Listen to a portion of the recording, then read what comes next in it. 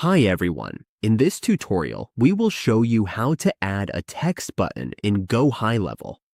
Adding a text button to your funnel or website helps guide visitors to take action, like booking an appointment, submitting a form, or making a purchase. Let's get started.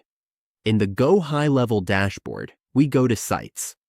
Once in Sites, just click this and edit your panels. We click this edit so we can go to the editor. Once on the editing page, just click this plus button to add elements. In Add Elements, we choose Buttons.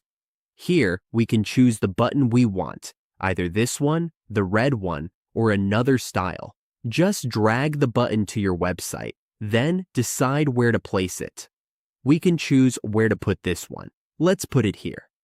To edit the text, just click the button text.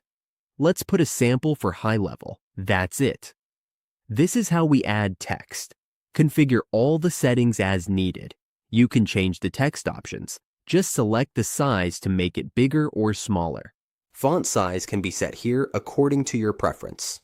Once done, just click Save. This is how we add a text button in GoHighLevel.